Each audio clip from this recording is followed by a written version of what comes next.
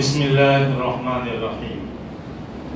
الحمد لله رب العالمين والعاقبة للمتقين والصلاة والسلام على سيد الأنبياء والمرسلين وعلى آله وأصحابه أجمعين ومن تبعهم بإحسان إلى يوم الدين. أما بعد، فقد قال الله تبارك وتعالى في القرآن المجيد والفرقان الحميد: أعوذ بالله من الشيطان الرجيم، بسم الله الرحمن الرحيم. يا أيها الذين آمنوا كتب عليكم الصيام كما كتب على الذين من قبلكم لعلكم تتقون. وقال النبي صلى الله عليه وسلم: تنكح المرأة لأربع: لمالها ولحسبها ولجمالها ولدينها فاظفر لذات الدين تربت يداك او كما قال علیہ الصلاۃ والتسلیم. میرے دینی اور ایمانی بھائیوں، اللہ رب العزت نے میرا، آپ کا اور یہاں جو بھی بیٹھے ہوئے ہیں ان تمام لوگوں کا انتخاب ایک ایمان والے گھر میں پیدا کرنے کا فرمایا ہے. وہ میرے لیے، آپ کے لیے اور ہم تمام لوگوں کے لیے بہت بڑی دولت ہے. مجھے اور آپ کو اس کا یقین رکھنا چاہیے کہ لاکھوں کروڑوں انسان جس وقت پیدا ہوئے اس وقت میری اور آپ کی پیدائش ہوئی، اور کوئی یہود کے گھر میں پیدا ہوا، کوئی نصارہ کے گھر میں پیدا ہوا، کوئی ہندو کے گھر میں پیدا ہوا، لیکن میری اور آپ کی تخلیق اللہ رب العزت نے ایک ایسے گھرانے میں فرمائی ہے جہاں کے رہنے والے لوگ کلمہ پڑھتے تھے. میرے بھائیوں، دنیا میں جتنی بھی نعمتیں ہیں، جتنی بھی ایسی چیزیں ہیں جس پر فخر کیا جائے، اس میں سب سے بڑی چیز اس دنیا کے اندر کسی انسان کو ایمان کا مل جانا ہے. کلام مقدس میں اللہ رب العزت فرماتے ہیں: قل بفضل اللہ وبرحمتہ فبذلک فلیفرحوا هو خیر مما یجمعون. کہ محمد، اے نبی جی، آپ کہہ دیجئے کہ کلام مقدس کے ملنے کی وجہ سے، محمد کی امت میں پیدا ہونے کی وجہ سے اور اس ایمان کی دولت کی مل جانے کی وجہ سے آپ خوشیاں منائیے. اور آگے یہ فرمایا: هو خیر مما یجمعون. ایمان کا مل جانا، کلمے کا مل جانا، محمد عربی صلی اللہ علیہ وسلم کی امت میں آپ کا شامل ہو جانا، یہ دنیا کی تمام چیزوں سے بہتر ہے. هو خیر مما یجمعون، کہ یہ ان تمام چیزوں سے بہتر ہے جسے تم جمع کرتے ہو. میرے بھائیوں، اس لیے مجھے اور آپ کو اپنے ایمان کے اوپر فخر ہونا چاہیے. جب کوئی ایسا موقع آ جائے جہاں مجھے اور آپ کو اپنے اسلام کو پیش کرنے کی باری آئے، اپنے ایمان کے اظہار کرنے کی باری آئے، اس وقت میرے اور آپ کا اسلام کو بیان کرنے کا انداز ایسا ہو کہ آپ کا دل یہ کہہ رہا ہے کہ مجھے فخر ہے کہ اللہ رب العزت نے مجھے ایمان اور اسلام کی دولت عطا فرمائی ہے. میرے بھائیوں، اللہ رب العزت نے یہ جو ایمان اور اسلام کی دولت عطا فرمائی ہے، یہ صرف کوئی قومیت کا نام نہیں ہے. اسلام کسی جمعیت کا نام نہیں ہے، بلکہ میں نے، آپ نے اور یہاں بیٹھے ہوئے تمام لوگوں نے اس اللہ رب العزت سے کلمہ پڑھنے کے وقت یہ وعدہ کیا تھا: لا الہ الا اللہ محمد الرسول اللہ، کہ ہم آپ سے عہد کرتے ہیں کہ اس دنیا میں کرنے دھرنے والی ذات آپ کی ہے، پیدا کرنے والے آپ ہے، کھلانے والے آپ ہے، مارنے والے آپ ہے. دنیا میں ایک پتا بھی آپ کی اجازت کے بغیر نہیں ہل سکتا. یہ ہم نے اللہ سے عہد کیا تھا کہ دنیا میں جو بھی فائدہ پہنچتا ہے اللہ کے ذریعے، اگر کوئی نقصان پہنچتا ہے اللہ کے ذریعے. ہم اسباب تو اختیار کرتے ہیں، لیکن ان اسباب کے اندر جو نفع کا یا ایک اس میں نقصان کا جو عنصر ہوتا ہے وہ اللہ رب العزت کی طرف سے ہوتا ہے. میرے بھائیوں، یہ میرا اور آپ کا عہد تھا، اور صحابہ کرام رضوان اللہ تعالی عنہم اجمعین نے اس عہد کو پورا کر دیا. اللہ رب العزت خود فرماتے ہیں کہ من المؤمنین رجال لا تلہیہم تجارۃ ولا بیع عن ذکر اللہ. اور اللہ رب العزت یہ فرماتے ہیں کہ کچھ مومنین ایسے ہیں کہ ان کی تجارت، ان کا بزنس، ان کے اولاد، ان کے سارے کام کاج ان کو اللہ سے غافل نہیں کرتے ہیں. وہ نمازوں کے لیے مانع نہیں بنتے ہیں، وہ اللہ کی یاد کے لیے، زکوٰۃ کے دینے کے لیے، حقوق کو ادا کرنے کے لیے، جہاد میں جانے کے لیے، روزوں کو رکھنے کے لیے، زکوٰۃ کو دینے کے لیے، حج کے لیے نکلنے کے لیے کوئی چیز ان کے لیے مانع نہیں ہوتی ہے. اللہ رب العزت یہ بھی فرماتے ہیں کہ کچھ لوگ ایسے ہیں جنہوں نے اپنی ذمہ داری ادا کر دی ہے، فَمِنْهُمْ مَنْ قَضَى نَحْبَهُ وَمِنْهُمْ مَنْ يَنْتَظِرُ۔ کچھ شیر نوجوان ایسے ہیں جنہوں نے اپنا وعدہ سچا کر دکھایا۔ اللہ رب العزت سے جو وعدہ کیا تھا، ما صدقوا ما عهد اللہ علیہ، کہ اللہ رب العزت سے جو انہوں نے وعدہ کیا تھا، جو عہد و پیمان کیا تھا، انہوں نے وہ سچ کر دکھایا۔ فَمِنْهُمْ مَنْ قَضَى نَحْبَهُ، بعض تو وہ ہے جو یہاں سے چلے گئے اپنی ذمہ داری کو ادا کر کے، وَمِنْهُمْ مَنْ يَنْتَظِرُ، اور بعض اس کا انتظار کر رہے ہیں۔ میرے بھائیوں، یقیناً صحابہ کرام رضوان اللہ تعالیٰ عنہ اجمعین کی تعریف میں یہ آیت شاہکار ہے، اور قیامت تک آنے والی نسل انسانی کے لیے یہ آئیڈیل اور نمونہ ہے کہ زندگی کے ہر میدان میں ہم نے اللہ رب العزت سے جو عہد و پیمان کیا تھا، اس کی مجھے اور آپ کو بجاوری کرنی ہے۔ ہم نے یہ عہد کیا ہے کہ ہم اللہ کو ایک مانتے ہیں، خالق مانتے ہیں، نفع اور نقصان کا مالک مانتے ہیں، بلکہ اس دنیا کا کرتا اور دھرتا مانتے ہیں۔ میرے بھائیوں، اگر یہ چیز ہم مانتے ہیں تو میرے کردار سے، میرے عمل کے ذریعے اس بات کا اظہار بھی ہونا چاہیے۔ آج ہم معمولی نقصان کے اوپر ہم اللہ کو پیچھے چھوڑتے ہیں، شریعت کو پیچھے چھوڑتے ہیں، اللہ کے رسول صلی اللہ علیہ وسلم کی تعلیمات کو ہم پیچھے چھوڑتے ہیں۔ صحابہ ایسے نہیں تھے۔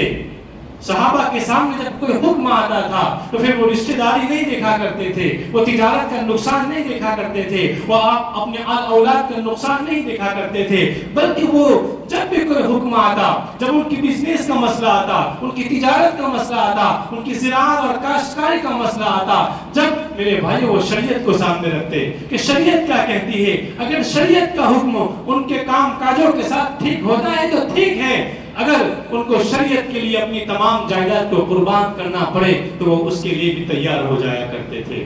میرے بھائیوں، میرے سامنے بھی ایسے مواقع آتے ہیں، آپ کے سامنے بھی ایسے مواقع آتے ہوں گے کہ ایک طرف شریعت ہے اور ایک طرف رشتہ داری ہے، ایک طرف شریعت ہے، ایک طرف اپنے آل اولاد ہے، ایک طرف شریعت ہے، ایک طرف بیوی اور بچوں کو خوش کرنا ہے۔ میرے بھائیوں، اس وقت میرے اور آپ کے ایمان کا امتحان ہے۔ اگر ہم نے شریعت کو تھاما، اگر ہم نے اللہ کو تھاما، اگر ہم نے اللہ کے رسول کو تھاما، تو سمجھ جائیے کہ تم بھی ان لوگوں میں سے ہو جنہوں نے اللہ کا وعدہ سچ کر دکھایا، اللہ سے کیا ہوا وعدہ سچ کر دکھایا۔ لیکن اگر میں اور آپ ایسا نہیں کرتے ہیں تو مجھے اور آپ کو اپنے ایمان کا جائزہ لینا چاہیے۔ ابھی رمضان آنے والا ہے، یہ رمضان کا مہینہ جو اللہ رب العزت نے مجھے اور آپ کو دیا ہے، وہ اسی لیے دیا ہے کہ اپنی زندگی کی تلافی ہو جائے۔ اور یہ رمضان کا مہینہ، یہ روزوں کا فرض ہونا، یہ میرے اور آپ کے اوپر نہیں ہے۔ اللہ رب العزت کلام مقدس میں صریح الفاظ میں قیامت تک آنے والی نسل انسانی کو جب روزے کا حکم دیتے ہیں تو آپ کو تسلی کے لیے یہ بھی فرماتے ہیں کہ میرے بندو، اس طرح کے روزے پہلے زمانے کے لوگ بھی رکھا کرتے تھے۔ یا ایھا الذین آمنوا کتب علیکم الصیام کما کتب علی الذین من قبلکم، یہ ایمان والو، ہم نے تم پر روزوں کو فرض کیا ہے ایسے ہی جسے کہ پہلے زمانے کے لوگوں کے اوپر ہم نے فرض کیا ہے، اور یہ فائدہ آپ کا ہے، لعلکم تتقون، تمہارے دل میں اللہ کا خوف آ جائے، اللہ کی خشیت آ جائے۔ اس لیے کہ روزہ تو ہے ایک ایسی چیز جس کے اندر ہم کسی کو دکھاوا نہیں کر سکتے، نمود نہیں کر سکتے، ریاکاری نہیں کر سکتے۔ روزے کی نماز کے اندر ہم 2 رکعت نماز پڑھتے ہیں، ہمارے دل کے اندر یہ داعیہ پیدا ہو جاتا ہے کہ لوگ مجھے دیکھیں گے، بڑے نمازی کہیں گے، بڑے اللہ والے کہیں گے۔ جب خرچ کرنے کی باری آتی ہے، ہم 50 روپے خرچ کرتے ہیں، 500 کا دکھاوا کرتے ہیں، لوگوں کو سامنے نظر آتا ہے بڑا سخی آدمی ہے۔ میرے بھائیوں، حج کے لیے جاتے ہیں، حاجی کہلاتے ہیں، سب کچھ ہے، لیکن روزہ ایک ایسی عبادت ہے کہ جس کے اندر دکھاوا نہیں کر سکتے۔ اس لیے کہ آپ کو لاکھوں اور کروڑوں ایسے مواقع نظر آتے ہیں کہ کوئی نہیں دیکھ رہا ہے، صرف آپ ہے، صرف آپ کا اللہ ہے، لیکن آپ پانی نہیں پیتے اس لیے کہ اللہ دیکھ رہا ہے، کھانا نہیں کھاتے اس لیے کہ اللہ دیکھ رہا ہے، آپ گھر میں موجود ہے، آپ کے فریز کے اندر ٹھنڈا پانی بھی ہے، شربت بھی ہے، فروٹ بھی ہے، سب کچھ چیزیں موجود ہونے کے باوجود، شدت کی پیاس کے باوجود، کڑی بھوک کے باوجود آپ کھانے اور پانی کو ہاتھ نہیں لگاتے ہیں، اس لیے کہ رب دیکھ رہا ہے۔ میرے بھائیوں، اسی تقوی کو پیدا کرنے کے لیے اللہ رب العزت نے مجھ پر اور آپ کے اوپر روزوں کو فرض کیا ہے، اور یہ میری اور آپ کی غفلت ہے۔ میری اور آپ کی آخرت سے غفلت ہے، جس کی وجہ سے ہم آخرت کی تیاری نہیں کرتے، رمضان کی تیاری نہیں کرتے. ورنہ میرا اور آپ کا تو یہ مزاج ہے کہ ہم سیل کی طرف دوڑنے والے لوگ ہیں. جب ہم کسی شو روم کے اوپر، جب کسی مال کے اندر مجھے اور آپ کو یہ معلوم ہوتا ہے کہ کوئی چیز 50% ڈسکاؤنٹ پہ مل رہی ہے، اور میرا اور آپ کا مزاج ہے ڈی مارٹ میں، ریلائنس کے مال میں یا کسی اور چیز کے اندر، اگر آپ کو یہ معلوم ہو جائے کہ یہ چیز آج 10 دن کے لیے 50% ڈسکاؤنٹ پہ ملنے والی ہے اور ایک بندہ صرف ایک ہی خرید سکتا ہے، تو میرا اور آپ کا یہ مزاج ہے کہ اپنے پورے خاندان کے ساتھ ہم اس مال کا قصد کرتے ہیں اور اس چیز کو ہر ایک خریدتا ہے. آپ کو معلوم ہے اگر میں اکیلا جاؤں گا ایک چیز خرید پاؤں گا، اس لیے کہ اس نے یہ شرط لگا دی ہے کہ ایک بندہ صرف ایک ہی چیز خرید سکتا ہے. اگر بریٹانیہ کا ایک بسکٹ ہے تو آپ ایک ہی خرید سکتے ہیں 50% ڈسکاؤنٹ کے اوپر. میرے بھائیوں، میں بھی جاتا ہوں اپنے بچوں کو لے کر، اپنی بیوی کو لے کر، اور ہر ایک خریدتے ہیں، کیونکہ میرا اور آپ کا مزاج ہے یہ کہ ڈسکاؤنٹ کی طرف بھاگنے والے ہم قوم ہیں. میرے بھائیوں، اللہ رب العزت نے یہ ایک سیل کا موسم نکالا ہے. وہاں تو شرطیں ہیں کہ آپ کو 50% ملے گا، 100 روپے کے اندر آپ 50 روپے آپ کو دینے ہیں، اور آپ جانتے ہیں مال کی کیا حالت ہوتی ہے. آپ اس 50% لینے کے لیے جاتے تو ہے، تیل کے ڈبے کے اوپر اگر وہ 2500 کا آپ کو 2000 میں ملتا ہے، آپ 500 بچانے کے لیے مال میں جاؤ گے. لیکن آپ جانتے ہیں کہ آپ جب جاؤ گے تو وہ جو کاؤنٹر ہوتا ہے اس کے ارد گرد اتنی غیر ضروری چیزیں ہوتی ہے، اس کی طرف بھی آپ کے ہاتھ پڑ جاتے ہیں، اور 500 بچانے کے چکر میں آپ کا 1500 کا اور نقصان ہو جاتا ہے. آپ 2000 کا ڈبہ خریدتے ہیں اور 2000 کی غیر ضروری چیزیں بھی خریدتے ہیں. یہی نقصان ہے سب کا مول کا. میرے بھائیوں، اس لیے آپ سے یہ بھی گزارش ہے کہ آپ خریداری اپنے چھوٹے چھوٹے مسلمان بھائیوں سے کیجیے. کل جب آپ وہاں پہنچیں گے اور آپ ہمیشہ کے اس کے کسٹمر بن جاؤ گے، اور آپ وہاں اچانک پہنچ گئے، آپ کی جیب میں پیسے نہیں رہے، آپ کو وہاں ٹماٹر کی ضرورت ہے، چاول کی ضرورت ہے، آپ کو 200 روپے کم پڑ گئے. میرے بھائیوں، یقین جانیے یہ ہمارا اور آپ کا مشاہدہ ہے کہ وہ سامنے والا جو دکان کا مالک ہے آپ کو یہی کہے گا کہ آپ اس مال کو لے جائیے، 200 روپے دوسری مرتبہ دے دیجیے. لیکن اگر یہ چیز آپ کسی مال میں جاؤ گے، آپ کے کارڈ کے اندر پیسے ختم ہیں اور آپ کے پاس کیش نہیں ہے، آپ نے سب کچھ خریدا ہے، اس کے کاؤنٹر کے اوپر رکھا ہوا ہے، اور آپ ایک مرتبہ نہیں 20 مرتبہ آپ نے ریلائنس اور ڈی مارٹ کے مال کی زیارت کی ہے. میرے بھائیوں، اس کے باوجود جس دن آپ کے جیب کے اندر پیسے نہیں ہوں گے وہ آپ کو ریٹرن کر دے گا، آپ کی ساری انتخاب کی ہوئی چیزوں کو واپس کر دے گا اور آپ کو خالے ہاتھ لوٹنا پڑے گا. معاشرے کے اندر، سماج میں جب آپ کو کسی چیز کی ضرورت پڑے گی، یہی چھوٹے چھوٹے تاجر اور بزنس مین آپ کے کام میں لگیں گے تو آپ کو آپ کے کام آئیں گے. تو آپ سے یہ بھی گزارش ہے کہ آپ اپنی ضرورت کی چیزوں کو اپنے چھوٹے چھوٹے تاجروں سے خریدیے، اسی میں میری اور آپ کی بھلائی ہے. میں یہ کہہ رہا تھا میرے بھائیوں کہ اللہ رب العزت بھی اس طرح کا سیل لگاتے ہیں. آپ جانتے ہیں اللہ رب العزت نے کلام مقدس میں اعلان کر دیا ہے کہ جو بھی بندہ ایک نیکی کرے گا اس کو 10 گنا ثواب دیا جائے گا. اگر ایک مرتبہ ایک نماز پڑھیں گے 10 نمازوں کا ثواب ملے گا. یہ اللہ کا دستور ہے. اگر کوئی آدمی گھر میں نماز پڑھتا ہے اس کو ایک نماز کا ثواب، لیکن اگر وہی بندہ مسجد میں آ کر جماعت کے ساتھ نماز پڑھتا ہے تو 27 نمازوں کا ثواب ملتا ہے. اگر وہ بندہ مسجد حرام میں نماز پڑھتا ہے 1,00,000 نماز کا ثواب ملتا ہے. اگر وہ مسجد نبوی میں پڑھتا ہے تو اس کو 50,000 نمازوں کا ثواب ملتا ہے. میرے بھائیو، یہ اللہ رب العزت کا قانون ہے، اور اللہ رب العزت نے یہ قانون بنا دیا ہے میرے بھائیو. لیکن جب روزے کی باری آتی ہے تو اللہ رب العزت یہ فرماتے ہیں کہ یہ روزہ میرے لیے ہے، اور روزے کا جو بدلہ ہے وہ میں اپنی طرف سے ادا کروں گا. آپ ایک اندازہ لگائیے کہ وہ کون ہے؟ مجھے اور آپ کو پیدا کرنے والی ذات، جس نے اس دنیا کی تمام چیزوں کو مجھے اور آپ کو بے مانگے دیا، اور جس نے دنیا کی تمام عبادتوں کے بارے میں یہ کہہ دیا ہے کہ یہ تمام کی تمام عبادتوں کا ثواب فکس ہے اور اس طرح دیا جائے گا. لیکن رمضان کے روزے کے بارے میں کہا کہ روزہ یہ میرے لیے ہے اور میں ہی اس کا بدلہ دوں گا. میرے بھائیوں، اس حدیث کی تفسیر بیان کرتے ہوئے مفسرین اور محدثین نے لکھا ہے کہ اللہ رب العزت بے حساب اتنا دے گا آپ کو، اتنا دے گا کہ آپ اس کا اندازہ نہیں لگا سکتے، آپ اس کا حساب و کتاب نہیں کر سکتے. تو آپ اب مجھے بتلائیے کہ ریلائنس کے مال میں جو 50% ڈسکاؤنٹ مل رہا تھا وہ اچھا ہے یا رمضان کے مہینے میں اللہ کی طرف سے ملنے والا ڈسکاؤنٹ اچھا ہے؟ اپنی زندگی کی طرف نظر کیجئے. میری اور آپ کی زندگی بہت ممکن ہے کہ ہماری نیکیاں بہت کم ہو اور ہمارے گناہ بہت زیادہ ہو.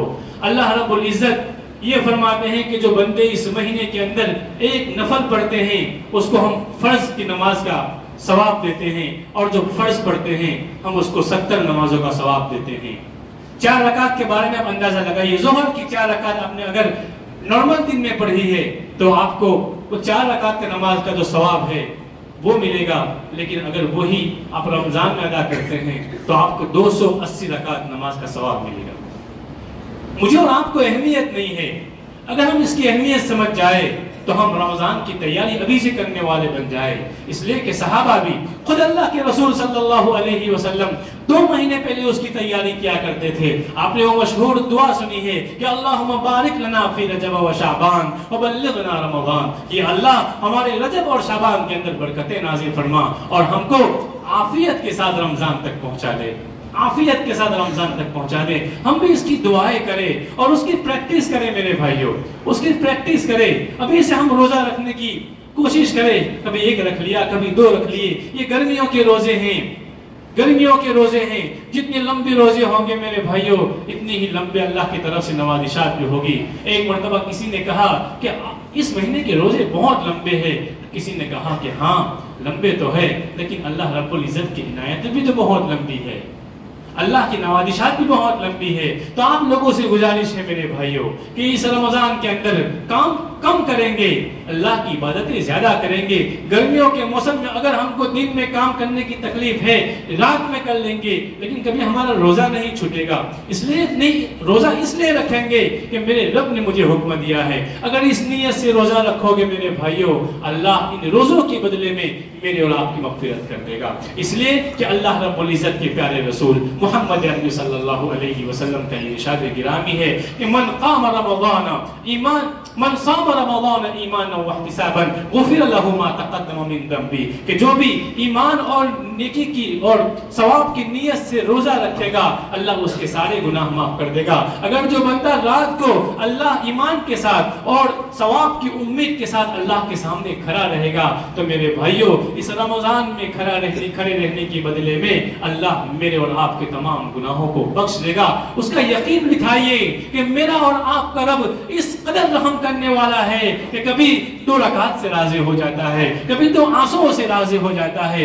اس کا یقین دکھائیے پھر اللہ کی عبادت کیجئے. میرے بھائیوں میں نے آپ حضرات کے سامنے ابھی مجھے یہ معلوم ہوا کہ یہاں نکاح ہونے والی ہے، نکاح کی یہ مجلس ہے. اللہ کے رسول صلی اللہ علیہ وسلم نے قیامت تک آنے والی نسل انسانی کو نکاح کا ایک دستور دے دیا ہے کہ نکاح کیسی ہونی چاہیے، نکاح میں انتخاب کیا ہونا چاہیے. تنکح المرأة لأربع لمالها ولحسبها ولجمالها ولدینها فاظفر لذات الدین. اللہ کے رسول فرماتے ہیں، حضرت ابو ہریرہ رضی اللہ تعالیٰ عنہ روایت کے راوی وہ فرماتے ہیں کہ آقا صلی اللہ علیہ وسلم نے فرمایا جو عورت سے نکاح کیا جاتا ہے وہ 4 چیزوں کی بنیاد پر کیا جاتا ہے. ایک تو مال کی بنیاد پر، ایک حسب و نسب کی بنیاد پر، ایک خوبصورتی کی بنیاد پر اور ایک دینداری کی بنیاد پر. پھر کہا کہ دینداری کا انتخاب کیجئے، اللہ آپ کا بھلا کرے. میرے بھائیوں آج مال کی بنیاد پر نکاح کرنا کوئی بری چیز نہیں ہے. اگر مال بھی جمع ہو جاتا ہے، حسب و نسب بھی جمع ہو جاتا ہے اور خوبصورتی بھی جمع ہو جاتی ہے اور اس کے ساتھ ساتھ دینداری بھی جمع ہو جاتی ہے، یہ تو بہت اچھی چیز ہے. آپ مال سے نکاح کر سکتے ہیں مال کی بدولت. اللہ کے رسول کا سب سے پہلا نکاح حضرت خدیجہ رضی اللہ تعالیٰ عنہ سے ہوا تھا. وہ بہت بڑی مالدار خاتون تھی، بلکہ نکاح کے بعد اللہ کے رسول نے جو بھی اچھے کام مال کے ذریعے کیے وہ حضرت خدیجہ الکبریٰ رضی اللہ تعالیٰ عنہ کے مال کے ذریعے کیے تھے. اگر کوئی اچھی عورت ہے اور وہ مالدار بھی ہے تو بہت اچھی چیز ہے، لیکن اگر اس کے اندر دینداری نہیں ہے اور وہ مالدار ہے، آپ کو معلوم ہے کہ آپ کا کیا حشر ہوگا اس کے بعد. آپ اندازہ لگائیے، اگر گھر اس کا ہے، گاڑی اس کی ہے، آپ جو کچھ کر رہے ہیں اس کے مال کے ذریعے کر رہے ہیں، آپ کا 5 پیسے کا بھی تصرف اس کے اوپر نہیں رہے گا اگر دینداری کا عنصر نہیں ہے تو. حسب و نسب بہت اچھی چیز ہے. آج وہ حسب و نسب الگ چیز ہے. ہم نے الگ حسب و نسب قائم کیے ہیں کہ ہماری برادری کے اندر ہی شادی ہونی چاہیے. شیخ کے ساتھ، انصاری کے ساتھ، پٹیل کے ساتھ. میرے بھائیوں، اس نے ہمارے جنازے نکال دیے. کفو اچھی چیز ہے، لیکن یہ کفو والی چیزیں اب اس زمانے میں نہیں رہی ہے. اس کی وجہ سے بہت ممکن ہے کہ آپ کے پورے خاندان کے اندر کوئی اچھا دیندار لڑکا نہیں ملے گا، لیکن چونکہ آپ کے خاندان والوں نے اس کی قسم کھا رکھی ہے کہ ہم اپنے گھرانے کی لڑکی کو کسی اور معاشرے میں نہیں دیں گے. میرے بھائیوں، آپ کی دیندار لڑکی، آپ کی باحجاب لڑکی، آپ کی نمازوں کی پابند لڑکی، آپ کو نہ چاہنے کے باوجود ایک ایسے لڑکے کے حوالے کرنی پڑے گی جو نمازوں سے دور ہے، جو اپنی زبان کی حفاظت نہیں کرتا، جس کے چہرے کے اوپر داڑھی نہیں ہے، جس کے لباس کا کوئی ٹھکانہ نہیں ہے. میرے بھائیوں، آپ کو نہ چاہنے کے باوجود صرف سماج کے ایک جھمیلے میں رہنے کی وجہ سے آپ کو اپنی پاک دمن لڑکی کو اس کے حوالے کرنا پڑے گا. آپ کا لڑکا ایک حافظ قرآن ہے، وہ عالم دین ہے، وہ ایک شریعت والی زندگی گزارنا چاہتا ہے، لیکن آپ نے آپ کے معاشرے میں یہ ٹھان لی ہے کہ ہم کسی اور کی لڑکی کو نہیں لائیں گے. میرے بھائیوں، ایسے عالم دین کو بھی ایک ایسی لڑکی لانی پڑے گی جس کے حجاب کا ٹھکانہ نہیں ہے، جس کی آنکھوں کی حیا نہیں ہے، جس کی نمازوں کا ٹھکانہ نہیں. میرے بھائیوں، یہ صرف اس لیے کہ ہم نے ہمارے سماج اور معاشرے کے اندر یہ قانون بنا لیا ہے کہ ہم صرف اپنی سماج کی لڑکی اور لڑکی سے شادی کریں گے. بہت غلط چیز ہے. اگر دیندار ہے، اگر شریعت کے اوپر عمل کرنے والے لوگ ہیں تو بہت اچھا ہے، لیکن کیا ہی اچھا ہو کہ آپ کا داماد بننے والا یا آپ کی لڑکی جہاں جانے والی ہو وہاں کے لوگ ریسپیکٹیبل ہو، آپ کی لڑکی کی ریسپیکٹ کرنے والے ہو، آپ کی ریسپیکٹ کرنے والے ہو، آپ کے جذبات کو اور آپ کی لڑکی کی جذبات کی رعایت کرنے والے ہو. اگر ایسے لوگ نہیں ملیں گے آپ کو، اگر آپ کی لڑکی کی جذبات کا خیال کرنے والے نہیں ملیں گے، ہو سکتا ہے وہ ملٹی ملینئر ہو، لیکن اگر آپ کی لڑکی کی جذبات کا خیال نہیں کریں گے، بہت ممکن ہے کہ رشتہ آگے بہت دور تک نہیں جائے گا. میرے بھائیوں، اپنی زندگی پر نظر ثانی کیجئے، اپنی سوچ کو بدلیے، کلام مقدس کو آگے رکھیے، احادیث نبویہ کو آگے رکھیے. کیا اللہ کے رسول کی سوچ سے بڑھ کر میری سوچ ہو سکتی ہے؟ کیا اللہ رب العزت نے مجھے اور آپ کو زندگی گزارنے کا جو منشور دیا ہے، جو دستور دیا ہے کلام مقدس کی شکل میں، اس سے بڑھ کر نہیں ہو سکتا. میرے بھائیوں، اگر سمجھ میں نہیں آتا ہے پھر بھی اپنے دل کے اندر یہ بٹھائیے کہ بہت ممکن ہے کہ مجھے سمجھ میں نہیں آتا، لیکن اللہ کے رسول نے جو شریعت میرے اور آپ کے لیے دی ہے، اس سے بڑھ کر دنیا کا کوئی مائے کلال، کوئی دانشور، کوئی عقل مند میرے اور آپ کے لیے بہتر آئیڈل اور نمونہ نہیں بن سکتا. اس کا یقین بھی بٹھائیے. بہت ایسے لوگ ہوتے ہیں، وہ یہ کہتے ہیں کہ وہ دقیانوسی کا زمانہ تھا. میرے بھائیوں، ہم تو ایسا ہی زمانہ چاہتے ہیں کہ جس میں ہماری لڑکی کی عزت محفوظ رہے. اگر وہ دقیانوسی ہے تو ہمیں یہ دقیانوسی منظور ہے کہ جس میں میری لڑکی، میری بہن، میری بیوی، میری ماں عزتوں کی حفاظت کرنے والی ہو، جس کے اندر میرا بھائی، میرا باپ، میرے چچا، میرے جتنے بھی رشتہ دار ہیں، میرے خاندان والے اپنی آنکھوں کی حفاظت کرنے والے ہیں. اگر یہ دقیانوسی ہے تو ایسی دقیانوسی کو ہم سلام کرتے ہیں اور اس کو اپنے گلے سے لگاتے ہیں. میرے بھائیوں، شریعت کے لیے اگر آپ کو تھوڑا بہت دنیاوی نقصان اٹھانے کی نوبت آئے، اللہ کے واسطے، میرے بھائیوں، اللہ کے واسطے اس کو اٹھائیے. ایک دن ضرور ایسا آئے گا کہ آپ کو اسی شریعت کو اپنانے کی وجہ سے اللہ آپ کو اتنا دے گا، ہر اعتبار سے، عزت کے اعتبار سے، مال کے اعتبار سے اور مقام کے اعتبار سے اتنا دے گا کہ آپ اس کا اندازہ نہیں لگا سکتے، لیکن اس کے لیے تھوڑا بہت وقت لگے گا. آپ سے میری گزارش ہے، اپنی شادیوں کے اندر نظر ثانی کیجئے، دینداری کو ترجیح دیجئے. آج کئی ایسے دیندار نوجوان لڑکے ہیں جو لڑکی کے لیے ترس جاتے ہیں، اس لیے کہ معاشرے نے یہ قسم کھا رکھی ہے کہ جب تک مانداری نہیں ہوگی، جب تک بزنس نہیں ہوگا، جب تک سماج کے اندر نام نہیں ہوگا، وہاں تک لڑکی نہیں دیں گے. میرے بھائیوں، بدلیے اس چیز کو. کل قیامت کے میدان میں اگر بہت سارے سوالات ہوں گے تو ایک سوال یہ بھی ہوگا کہ آپ نے معاشرے کا ستیہ ناش کیوں کر رکھا تھا؟ صرف اپنی ناک کے خاطر.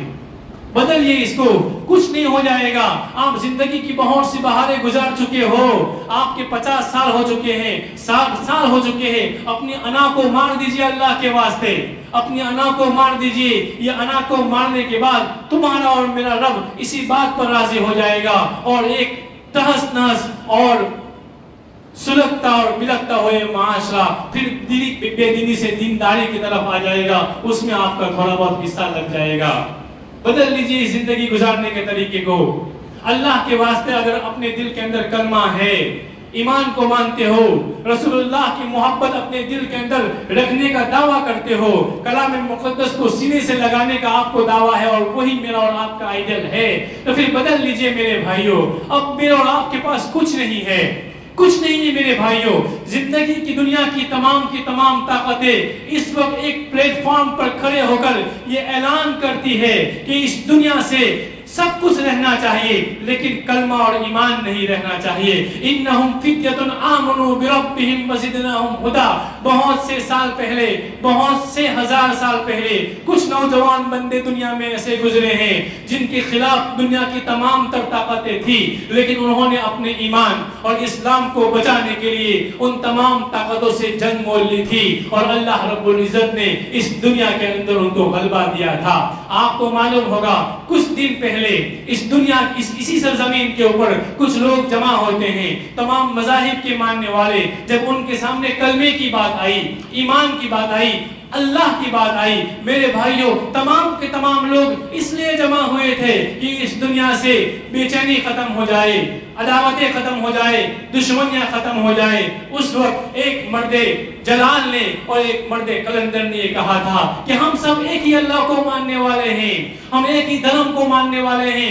بعد میں چل کر کچھ غلط فہمیاں ہو گئی اور لوگوں نے اپنے راستے الگ کر لیے. آپ کا نام الگ تھا اور ہمارا نام الگ ہے، بس اللہ تو وہی ہے. میرے بھائیوں اس وقت کوہرام بپا ہو گیا، اور وہی ہوا جو 1400 سال پہلے اللہ کے رسول صلی اللہ علیہ وسلم کے ساتھ ہوا تھا. اور یہی اس دنیا میں بے بسنے والے تمام مذاہب کے لوگوں کا یہ دستور ہے میرے بھائیوں. ان کا عقیدہ ہے کہ جب بھی بات صرف اللہ کی آئے گی تو ہم نہیں مانیں گے، اللہ کے ساتھ لوگوں کو شریک کیا جائے گا تو ہم مانیں گے. میرے بھائیوں کلام مقدس میں ہے وَإِذَا ذُكِرَ اللَّهُ وَحْدَهُ اشْمَأَزَّتْ قُلُوبُ الَّذِينَ لَا يُؤْمِنُونَ بِالْآخِرَةِ، کہ جب صرف ایک اللہ کا تذکرہ ہوتا ہے تو ان کے چہرے بگڑ جاتے ہیں، اور جب اللہ کے ساتھ دوسروں کو شریک کیا جاتا ہے تو ان کے چہرے کھل جاتے ہیں.